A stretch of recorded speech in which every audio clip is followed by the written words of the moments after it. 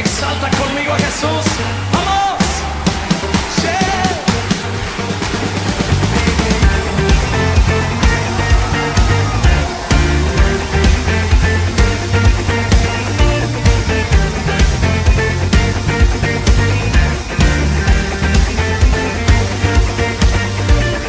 Yo quiero ver tu luz brillando en mí, a través de mi ser, un altar que todos... Invitarte a abrir tu Biblia en 2 de Samuel, capítulo 11. Hoy vamos a mirar ahí los primeros 18 versículos. Por eso quiero invitarte a mirar esta historia en tu propia Biblia, porque hoy vamos a hablar de una ruta, y por buscar un nombre de repente y por cómo va concluyendo esta historia, le pusimos por título una ruta de muerte. Una ruta de muerte, y te preguntarás por qué, y vamos a buscar la respuesta en la palabra de Dios. Dice 2 Samuel, versículo 1 del capítulo 11. Aconteció al año siguiente, en el tiempo que salen los reyes a la guerra, que envió David a Joab y con él a sus siervos y a todo Israel, y destruyeron a los amonitas y sitiaron a Rabá, pero David se quedó en Jerusalén. Y sucedió un día, al caer la tarde, que se levantó David de su lecho y se paseaba sobre el terrado de la casa real, y vio desde el terrado a una mujer que se estaba bañando, la cual era muy hermosa.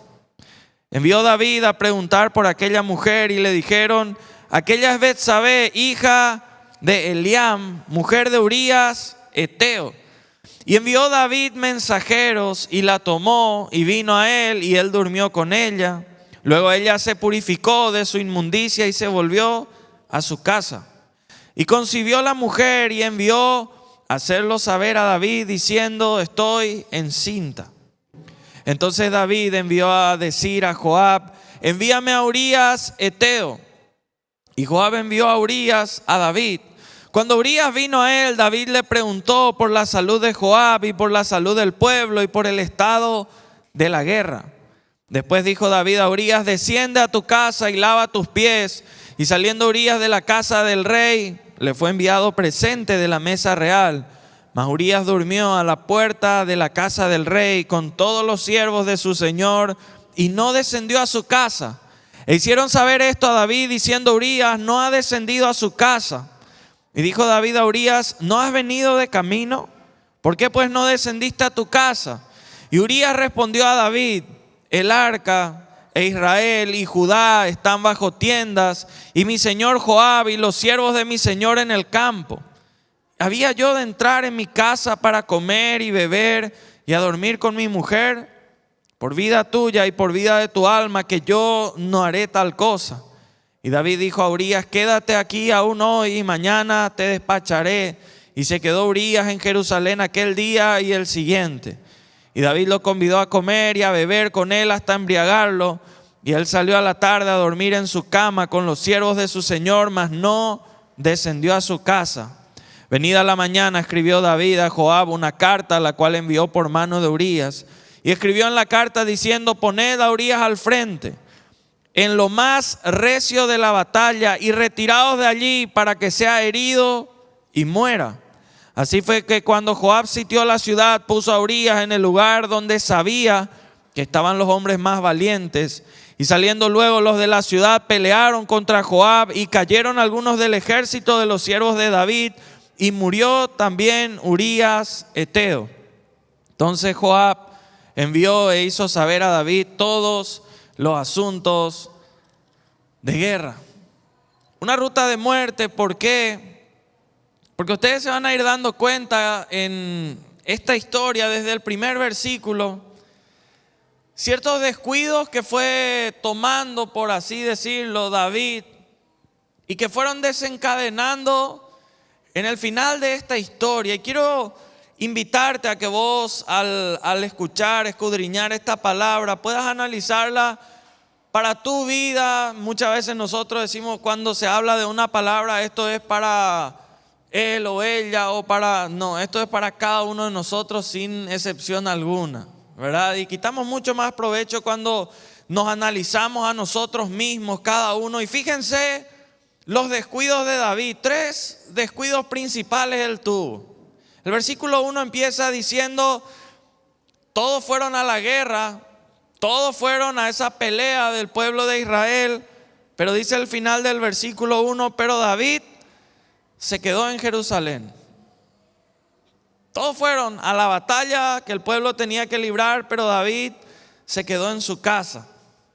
Normalmente los reyes siempre, ustedes van a ver en el Antiguo Testamento que cuando iban para la guerra, los reyes eran los primeros que estaban en el campo de batalla. Y fíjense que el rey David se quedó en su casa, tal vez ya por la confianza que tenía en los generales, por el motivo que haya sido. Tal vez sabía que el rival no era demasiado fuerte y que no hacía falta, no sé por qué, no dice la Biblia por qué, pero él se quedó en su casa cuando tenía que estar al frente de la batalla. ¿Por qué les digo esto? Porque un hombre muy inteligente un día dijo: quien quita la ocasión, quita el pecado. Quien quita la ocasión, quita el pecado, ¿verdad? Y este hombre que tenía que estar ahí en la guerra, no fue, y por ende, después fue desencadenando en lo que leímos y vamos a volver a mirar enseguida. Muchos hijos de Dios saben por qué fracasan en el camino, porque se quedan en casa cuando Dios les llamó a hacer algo. Y se quedan y no hacen aquello que el Señor les llamó a hacer. A veces el Señor nos llama a orar por nuestro cónyuge, por nuestros hijos. A veces nos llama a estar con ellos, a acompañarles, a guiarles. A veces nos llama a servirle a Él. A veces no sé a qué Dios te esté llamando a vos. Pero es un terrible error quedarte en casa siendo que Él te llamó para hacer algo, para una misión, para una guerra. El afán, la ansiedad, muchas veces el trabajo mismo nos ata y ponemos en primer lugar otras cosas y no la batalla que el Señor quiere que cada uno de nosotros esté librando. El Señor, si nos pone aquí en la tierra, es porque Él tiene un propósito para con cada uno de nosotros. Él sabe nuestros talentos, Él sabe nuestras condiciones, sabe exactamente cómo estamos cada uno de nosotros. Y David fue descuidando, su llamado era estar ahí al frente de la guerra, pero se quedó en casa. Primer descuido, se quedó en casa cuando tenía que estar en la batalla. Segundo descuido, el versículo 2 dice: sucedió un día al caer la tarde que se levantó David de su lecho. ¿Verdad? Al caer la tarde ya nos habla de que era de tarde, ¿verdad? Y ahí se estaba despertando el rey David, ¿verdad? No solo se quedó en casa, sino que se quedó durmiendo. Obviamente si estuviese en la batalla no iba a haber momento para dormir, ¿verdad? Para descansar tranquilamente, por lo menos hasta que uno pueda despertarse al caer la tarde, ¿verdad? Yo sé que muchos de repente tienen facilidades para descansar más que otros, ¿verdad? A otros, ¿verdad? Es como que va saliendo el sol y ya se abren nuestros ojos, aunque no querramos que se abran todavía, ¿verdad? Pero David se quedó durmiendo. ¿Saben qué, hermanos? Un descuido tremendo es cuando nosotros, en un sentido espiritual, nos quedamos dormidos, siendo que tendríamos que estar librando una batalla en lo espiritual. A veces nos quedamos dormidos. Se arregla una situación, parece que está todo tranquilo y nos quedamos nosotros dormidos. Ya no leemos su palabra, ya no le buscamos en intimidad de forma privada al Señor y nos quedamos dormidos. No le instruimos a nuestros niños. Hay muchos que dicen: no entiende nada todavía, es muy chico, cuando sea más grande recién va a tomar decisiones. Y la Biblia, ¿qué dice? Instruye al niño ¿cuándo? Ahí, ¿verdad? Ahí al niño en su camino, y cuando fuere grande, dice, no se apartará. Y pues no nos podemos quedar dormidos sobre los laureles. Gloria a Dios por todas las bendiciones que el Señor nos pudo haber dado. Pero no podemos quedarnos dormidos. Tenemos que estar cuidando. David se quedó dormido. ¿Y cuánta gente por quedarse dormido en un sentido espiritual, después tiene que lamentar muchas cosas. Tercer descuido, versículo 2, dice: se levantó David de su lecho y se paseaba sobre el terrado de la casa real. No solo se quedó en su casa, no solo se quedó dormido, sino que se quedó paseando. Mientras el pueblo luchaba, mientras el pueblo estaba en guerra, el rey se paseaba en el terrado del palacio, disfrutaba del atardecer. Hay mucha gente que en la vida se pasa paseando, se pasa vagando tal vez, y nunca le da un sentido a su propia vida, y en lo único que crece es en edad o en tamaño, ¿verdad? Y no crece en nada más. Y qué terrible que en lo único que crezcamos sea en eso. Y pasa el tiempo y uno lo que ve es más televisión, más internet, y está ahí y se queda paseando. Ustedes nunca van a ver que en un currículum a alguien se le contrata por cuántas horas vio Netflix, o por cuántas horas vio, ¿verdad?, un programa, o cuántos partidos vio, o cuántos juegos ganó en internet. No se da trabajo por eso, ni ascenso, ni salario, ¿verdad? Normalmente es por lo que uno hizo, por lo que uno consiguió, y eso no se consigue paseando simplemente. Y nosotros vemos que en la historia de David, por quedarse en su casa, por quedarse dormido mientras tenía que estar en otro lugar, por quedarse paseando, la Biblia empieza a decir: vio desde el terrado a una mujer que se estaba bañando, la cual era hermosa. Y fíjense los resultados de estos descuidos. Y quiero que ahí vos puedas ir mirando, porque a veces en nuestra vida puede ser que fuimos teniendo varios descuidos en lo espiritual. Y los resultados, ¿qué pasó con David? Versículo 4, envió David mensajeros, la tomó, vino a él, durmió con ella, cometió adulterio. Y fíjense que en el Antiguo Testamento, por lo menos, el acto del adulterio directamente era penado con muerte, ¿verdad? Eso está en la Biblia. En Levítico 20:10 dice: si un hombre cometiera adulterio con la mujer de su prójimo, el adúltero y la adúltera indefectiblemente serán muertos, o alguno de los suyos. O sea, en el Antiguo Testamento era penado de esa manera. David sabía, no era alguien que no conocía, que no sabía. Él sabía. Él sabía que por ese acto la sentencia ya estaba dictada y alguien tenía que morir por eso. Qué terrible que a veces por descuidos, hermanos, en nuestra vida, nosotros caemos, y no necesariamente en este pecado, en cualquiera de los otros pecados. Nos fuimos durmiendo espiritualmente y nos fuimos apartando del Señor.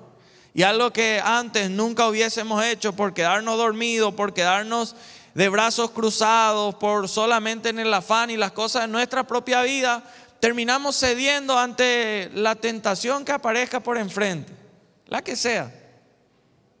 David cayó ante esta tentación. No solo cometió adulterio, otro resultado, no se quedó solo ahí, porque algunos a veces, pueden tratar de ocultar ciertos hechos, pero acá, no sé si en ese momento no había métodos anticonceptivos o otras cosas, pero el versículo 5 dice que quedó embarazada la mujer de Urías. Embarazó a Betsabé, un embarazo no deseado, ¿verdad? Y el pecado iba a ser evidente. ¿Por qué? Porque Urías, el esposo de Betsabé, estaba en la guerra. Entonces, calculando 9 meses, yo estuve en la guerra en ese tiempo, ¿verdad? O sea, iba a ser muy, muy evidente que no tenía nada que ver él con eso. David sabía eso. Y entonces dice la Biblia que el rey David le mandó llamar a Urías de la guerra, ¿verdad? Le trajo, le dijo: quédate acá, fuiste, no sé, premiado por tu valentía, vení, tenés 3 días para quedarte acá. Ustedes ven, palabras más, palabras menos, eso dice acá la Biblia, ¿verdad? Como para que él pueda estar con su mujer, y que después los resultados se digan: vos estuviste acá y no, ¿verdad?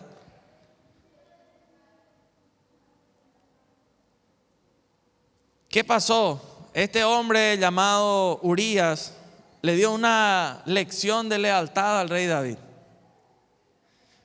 A mí me sorprende cuando miramos, todo estaba servido en bandeja para este hombre, no sabemos hace cuánto estaba en guerra, hace cuánto lejos de su mujer, lejos de su familia, ¿verdad? Y cuando uno sale un ratito de la casa por motivos laborales, viajes de trabajo, de lo que sea, al volver uno lo primero normalmente que quiere es estar en la casa, en la familia, ¿verdad?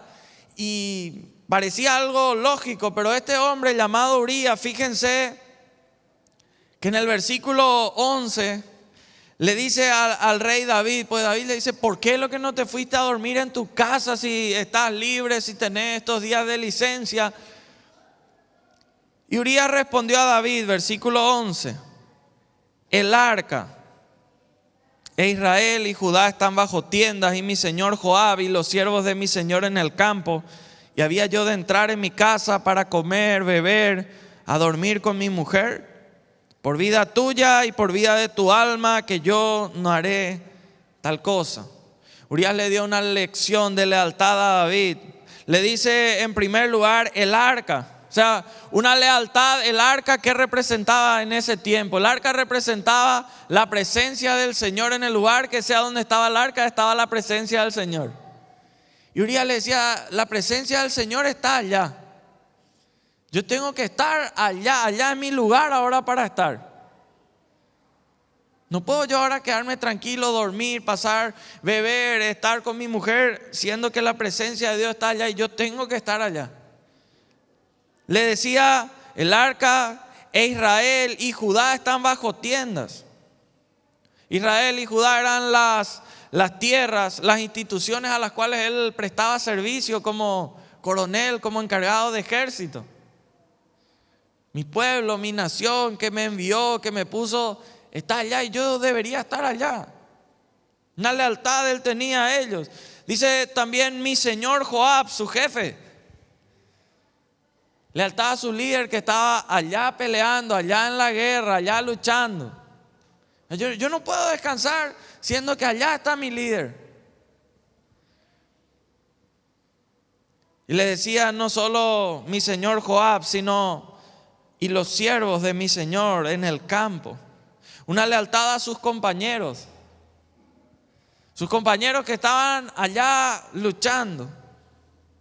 Qué tremendo un hombre con estos principios, ¿verdad? Con una lealtad tan fuerte a todo, desde el más alto hasta el más bajo. Y David no entendió esta lección de lealtad. Y por esos descuidos que él cometió, que se transformaron después en pecado, él traicionó y engañó a un siervo leal como este. Fíjense, un hombre que si nosotros miramos, Urías no hizo nada como para tener que morir. Él estaba en el lugar correcto.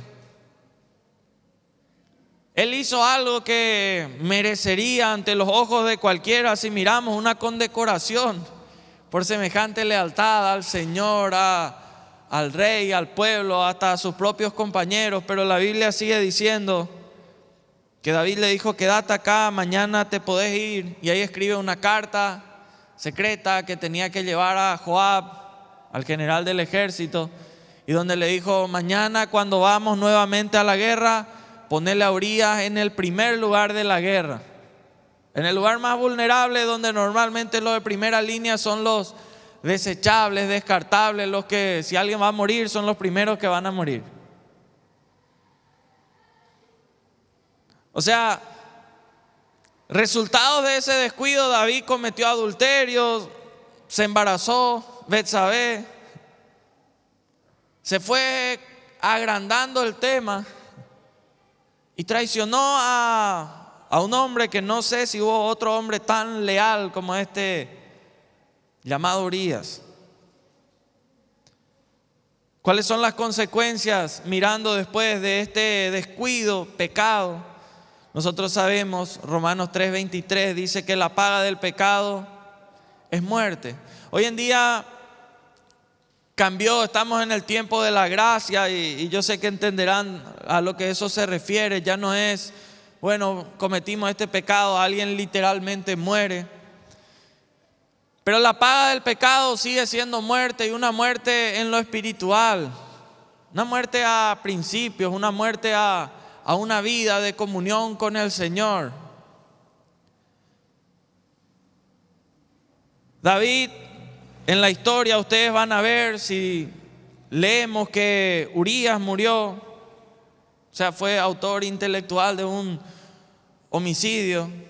Pero ¿saben qué es aún más grave? Si ustedes miran el capítulo siguiente, 1 Samuel 12, ustedes van a ver, versículos 14 en adelante, que Natán, el profeta, le dijo a David, 2 Samuel 12, 14, mas por cuanto con este asunto hiciste blasfemar a los hijos de Jehová, el hijo que te ha nacido ciertamente morirá.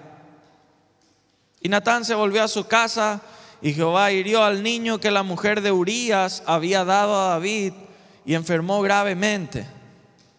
Entonces David rogó a Dios por el niño, y ayunó David, y entró y pasó la noche acostado en tierra. ¿Verdad? Fíjense que este niño, si ustedes miran al final, ¿verdad?, terminó partiendo también por el pecado de su padre. David fue reprendido fuertemente. Si ustedes ven todo el capítulo 12, el profeta le habló claramente. Pero qué terrible que esto acarreó maldición para la familia de David.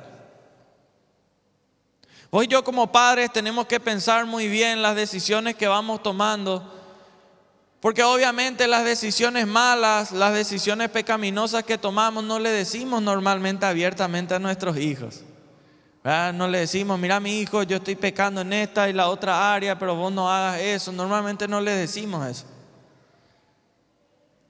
Pero ¿saben qué? Una historia de bendición como la que iba siendo la vida de David hasta ese momento, un pastor de ovejas se fue levantando, mató osos, mató leones, derrotó al gigante Goliat, fue ungido rey, fue tremendo lo que el Señor fue haciendo.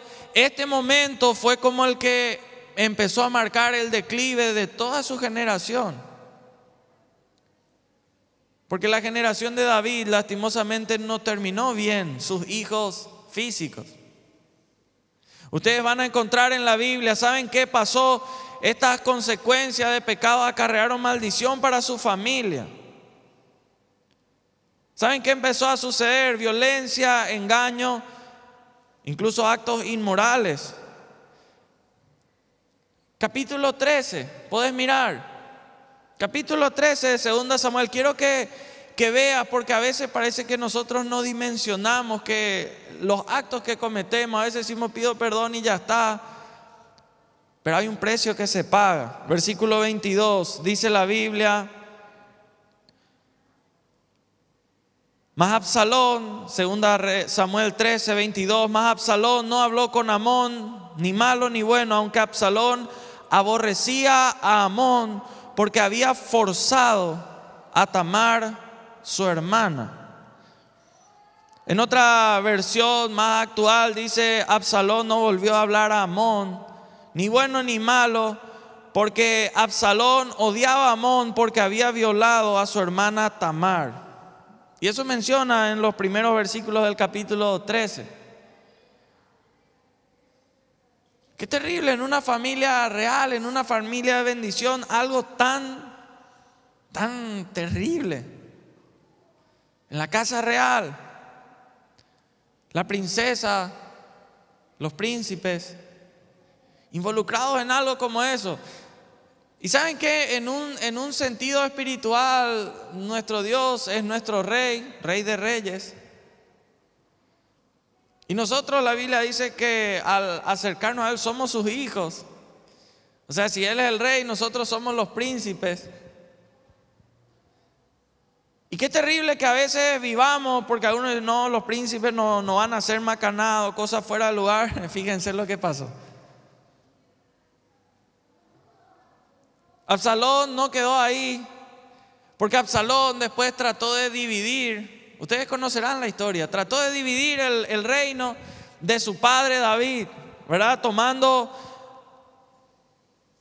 hay dos de los pueblos, ustedes saben cómo terminó él, ¿verdad? Huyendo. La Biblia menciona que se fue y se quedó ahí en una rama baja que había en un árbol, se quedó atascado su pelo y bueno, ahí lo mataron.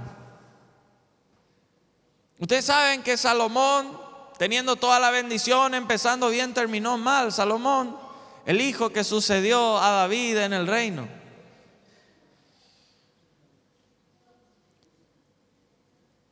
David, si bien es cierto, terminó bien, porque terminó pidiendo perdón al Señor por sus pecados, pagando las consecuencias. Porque hay perdón para el que confiesa su pecado, sí, hay perdón. Pero ¿saben qué tenemos que cuidar, hermanos y hermanas? De que nunca nuestras generaciones terminen como las generaciones de David. Una dinastía que estaba para ser real en el pueblo de Israel, pero fue cortada.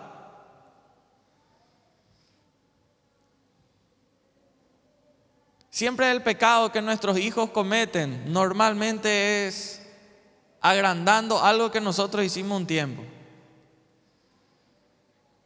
Me decía una persona en estos días, ¿verdad? Yo no sé cómo mi hijo se metió en las drogas, yo nunca consumí droga.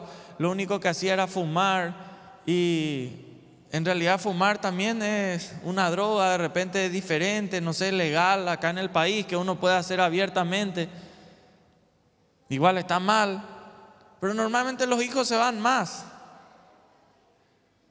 Papá pudo con una fuera del matrimonio, bueno, el hijo va a decir yo soy más vivo, más pícaro y bueno, yo voy a poder con 3, con 2, 4, no sé. En cada área, en lo que sea que nosotros hagamos, qué importante es que miremos. Hermanos, y en esta mañana, yo sé que de repente no es una palabra de motivación, de aliento, que vos decís algo totalmente motivado, pero yo quiero que vos y yo podamos entender que si nosotros jugamos con las cosas del Señor, es el diablo el que va a empezar a jugar con nuestras vidas. Y no juega, ¿saben por qué? Porque el matrimonio va mal a causa del pecado. Porque no va a estar mal si no hay pecado. Los hijos no se enderezan, no se van bien porque no son instruidos en el camino del Señor. Y el enemigo juega con nuestros hijos muchas veces, si le damos lugar. En nuestras finanzas. Por algo la Biblia dice que si le damos al Señor lo que le corresponde, Él reprende al devorador, al enemigo, pero muchos no le dan al Señor lo que le corresponde, quieren buscar argumentos mentirosos de lo que sea, no le dan. En síntesis, el enemigo va a jugar con tus finanzas, si no están guardadas por el Señor. No le damos tiempo que el Señor merece y... Hermanos, qué importante es que podamos acercarnos hoy al Señor. ¿Saben cómo? Como lo hizo David, este mismo hombre. Este hombre que cometió este pecado y todo lo que leímos hoy. Este hombre es conocido como el hombre conforme al corazón del Señor. Y creo que es porque a pesar de tener tantos errores tal vez, él cuando se acercaba al Señor tocaba su corazón. Porque su oración era tan sincera, su búsqueda era tan directa y determinada a encontrarse con el Señor, que no importaba qué tan lejos se haya ido. Él llegaba a acercarse tanto de nuevo al Señor que no había forma de negar de que habían vuelto en comunión. Y quiero terminar en esta mañana y leyendo el capítulo 51 de Salmo. Y quiero invitarte a mirar, porque quiero desafiarte a que hoy puedas hacer esto. Yo no compartí esta palabra hoy tratando de acusarte, de decirte, pero sí de hacerte pensar. De hecho, yo no soy nadie para juzgarte porque no tengo poder sobre el futuro de tu vida, ni el presente, ni nada. Pero el Dios que nos dejó estos principios, Él sí tiene el poder. Y ante ese Dios vos y yo tenemos que rendir cuentas y analizar nuestro caminar. Y fíjense, el Salmo 51 es la oración de David por esta historia que hoy leímos. Dice el título: arrepentimiento, plegaria, pidiendo purificación. Y fíjense que ahí debajo dice Salmo de David, después de que se llegó a Betsabé. Y cuando vino a él Natán el profeta, capítulo 13 hablaba de la reprensión del profeta. Y fíjense la oración de David en ese momento: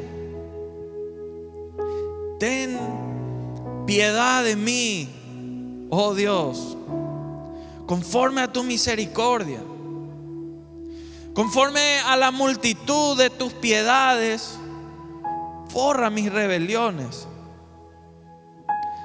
Lávame más y más de mi maldad,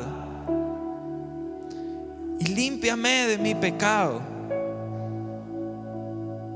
Porque yo reconozco mis rebeliones y mi pecado está siempre delante de mí. Contra ti solo he pecado y he hecho lo malo delante de tus ojos, para que seas reconocido justo en tu palabra y tenido por puro en tu juicio. He aquí, en maldad he sido formado y en pecado me concibió mi madre. He aquí, tú amas la verdad en lo íntimo, y en lo secreto me has hecho comprender sabiduría. Purifícame con hisopo y seré limpio. Lávame y seré más blanco que la nieve. Hazme oír gozo y alegría, y se recrearán los huesos que has abatido. Esconde tu rostro de mis pecados y borra todas mis maldades. Crea en mí, oh Dios, un corazón limpio, y renueva un espíritu recto dentro de mí. No me eches de delante de ti, y no quites de mí tu Santo Espíritu. Vuélveme el gozo de tu salvación, y espíritu noble me sustente. Entonces enseñaré a los transgresores tus caminos, y los pecadores se convertirán a ti. Líbrame de homicidios, oh Dios, Dios de mi salvación. Cantará mi lengua tu justicia. Señor, abre mis labios y publicará mi boca tu alabanza. Porque no quieres sacrificio, que yo lo daría. No quieres holocaustos. Los sacrificios de Dios son el espíritu quebrantado. Al corazón contrito y humillado no despreciarás tú, oh Dios. Qué tremenda oración.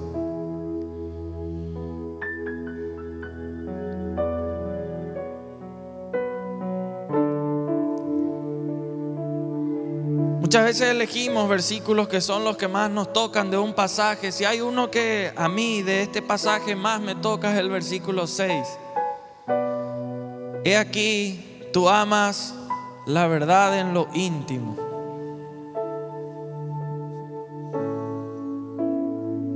La verdad en lo íntimo, ¿para qué mentir al Señor? El Señor ama esa verdad en lo íntimo.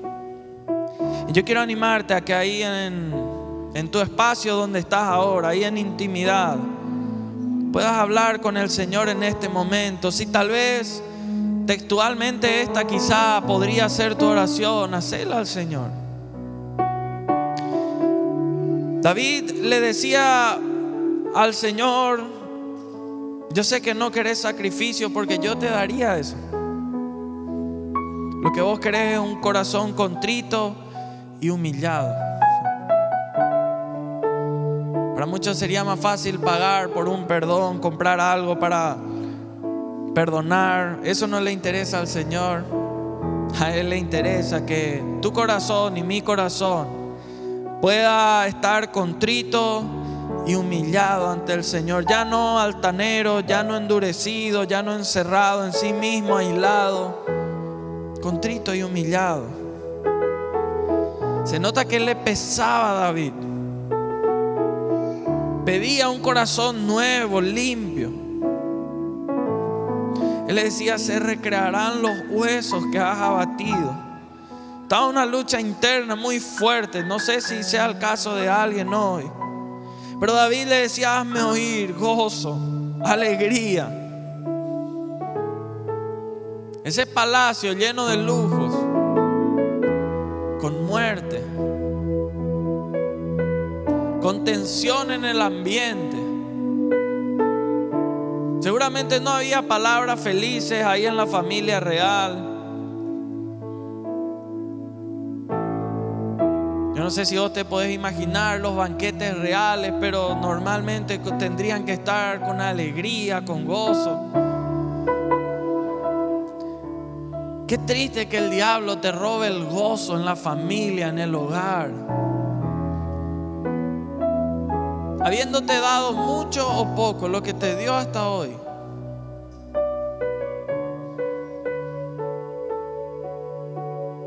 Y si vos te fijás, todo empezó con un descuido.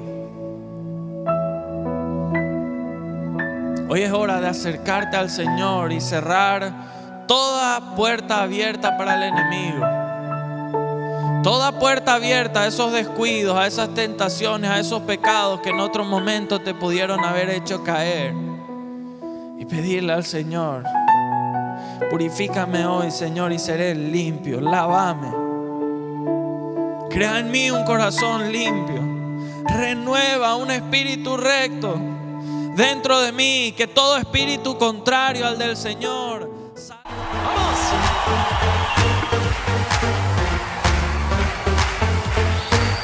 Dile a la persona que está junto a ti: exalta conmigo a Jesús.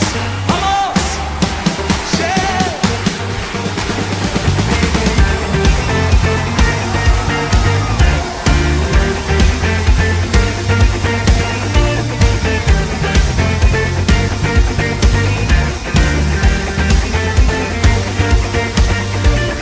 Yo quiero ver tu luz brillando en mí. A través de mí sé un altar